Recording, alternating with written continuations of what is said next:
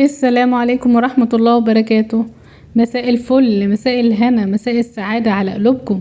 عاملين ايه النهاردة؟ يومنا ايه وروتيننا ايه؟ روتيننا عادي وطبيعي خالص، روتين اي حد واي ست بيت. النهاردة يوم سوقنا اهو، جينا رحنا السوق. اول مرة نفكر نصور في السوق، بس عبد الله ابني كان محرج شوية، يعني ما كملش تصوير، اتفاجئت اللي هم شوية دول بس. كده الجزر كان ب5 جنيه، واليوسفي كان اللي هو البلدي اللي هو كان في ايدي ده الكيلو ب10 جنيه. التاني اللي هو الكلامنتينا ده كان ب5 جنيه. طبعا انا جبت البلدي لان ايه، الاولاد بيبقوا يحبوه ويفضلوه عن الكلامنتين. فطبعا ده يعني ايه روتيننا. وانتوا عاملين ايه بقى يا حبايبي؟ حبايبي كل المتابعين واخواتي في الله، ما تحرمش منكم كلكم. وان شاء الله هنتنوع كل حاجة يعني هنغير شوية. طبعا هنا الفلفل ده كان الكيلو ب12 جنيه، كيلو الفلفل ب12 جنيه. وكان الطماطم الكيلو وربع، والفراولة ب20، والموز كان ب10. بس عبد الله طبعا ما صورناش في الباقيين. وطبعا الاسماك الاسعار بتتراوح بقى من نوع السمك ومن المكان اللي بيجي منه وكده يعني. احنا كنا بنجيب كل حاجة كده على قد الاستخدام، علشان كده اي حاجة بتبقى في التلاجة بنسبة كبيرة او ملهاش لازمة بتبوظ وكده يعني. حتى لو ما فيش سوق، في اماكن تانية نعرف نجيب منها الحاجات اللي احنا ساعات بنبقى محتاجينها، لو احنا محتاجينها ضروري.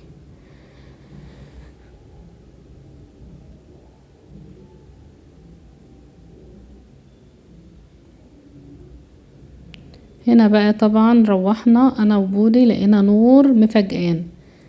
اللي عنده بنات يا جماعة ما يقلقش، لقينا نور مفاجأنا. كنا جبنا القرص دي من السوق، وبعدين نور لقيناها بقى مجهزه لنا الفطار، وعامله لنا غليالنا لبن، وعامله لنا بطاطس. كانت مرات خالها مصطفى عطيالة وهي هناك بالليل بتقول لي يا ماما بطاطس مقرمشه ومفروله وجميله. على فكره البطاطس في السوق كان ب12 جنيه الكيلو، وفي الكيلو وربع، وفي ب10، برضو حسب نوع البطاطس. كده كان فطارنا لانشون وجبنه وقرص وبيض ولبن ومخلل وعيش. اتفضلوا معانا صحتين وهنا على قلوبكم. فطار على رأي مصابر فلسطين، طابح وجميل.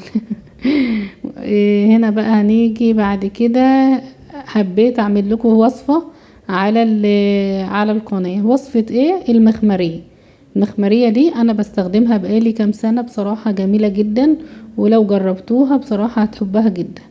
ده عبارة عن كريم جلوسيد اللي هو زي الفازلين كده او الجليسرين، وماء ورد طبيعي، وكمان مسك ابيض بتجيبوه من عند العطار. بتقول له انا عاوزه، بتجيبوا المسك من عند العطار وتقول له عاوزينه مسك ابيض طبيعي. ده نشا، بنحط معلقتين كبار نشا. هي كانت جايبه المعلقه الصغيره، فعشان كده عملت 4 معالق. واحط برضو معلقه معلقه شبه بيضه، اللي هي بتبقى شبه عطريه للاستخدامات اللي زي دي. بعد كده هحط معلقه برضو كبيره من ماء الورد، اللي هو برضو ماء الورد الخام. زي ما انتوا شايفين كده هحطها. وكمان هحط جلوسيد، وهحط لو عاوزين تجيبوا فازلين من عند العطار براحتكم، بس انا بحب اجيب الجلوسيد ده غالي شويه، بس يعني انا برتاح له. واعصر نص ليمونه على الخليط ده، يعني معلقه ليمون مثلا. وكمان المسك اللي احنا جبناه، كل ده هخلطه وادوبه كويس جدا في العلبه او البرطمان اللي في ايدي ده. وهبدأ ان انا امزجهم كويس علشان خاطر اخد القوام اللي انا عاوزاه. اهو كده زي ما انتوا شايفين. هستخدم برضو معلقة او اي حاجة ما بنستخدمهاش في اي استخدامات تانية، علشان بعد كده هتاخد ريحة من ريحة المسك، فهتكون ثابتة في المعلقة. فيفضل لو عندك اي معلقة بلاستيك مش محتاجاها، او لو حتى خلة اي حاجة مش مشكلة. كده المسك اللي احنا جبناه، وهقلب كل ده في بعضه كويس لحد ما اخد القوام المطلوب. ده بقى هتستخدميه. طبعا الشابة بتبقى مطحونة زي ما انتوا شايفينها، وشابة عطرية زي ما انا قلت. ولو عاوزين تجيبوا مسك من اللي هو المسك اللي بيبقى يعني بتمسكيه تبشريه كده براحتك. انا كنت لسه محطتش الكريم. هفتح العلبة اهو واحط الكريم، مش هحط كل اللي في البرطمان. ده ممكن تجيب الاصغر من كده وتستخدميه.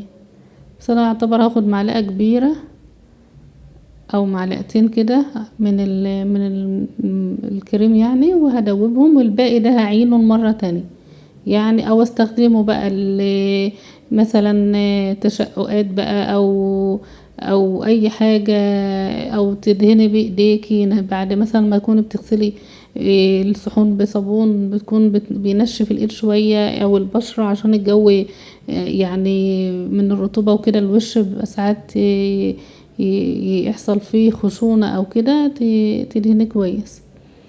هنا بقى هخلص المكونات دي زي ما قلت لكم وهظبطها. وبعدين يا جماعة بحط كل ده في الفريزر علشان زي ما بيقولوا يتعتق شوية، يعني بتساعد ان كل ده يتمزج مع بعضه. وكمان التتليج والبرودة بيخلوه يعني الريحة بتاعته تقوى عن كده. هتدهني زي ما قلت النشا اهو، ده القوام اهو اللي انا عاوزاه. والنشا بقى بتقوم جايه عاملاها، بتعمل زي الصنفرة، مش النشا قصدي، اللي هو الشبة بتبقى خشنة هزة كده، بتعمل زي ما تكون بالصنفري المكان. يعني لو المكان كده بالصنفري، والشبة بتعمل على تبييض وتفتيح المكان اللي انت بتستخدميه، وبتنظف المكان هي والشبة. وطبعا الليمون بيبقى فيه فيتامين سي، والجلوسايد ده الفازلين يعني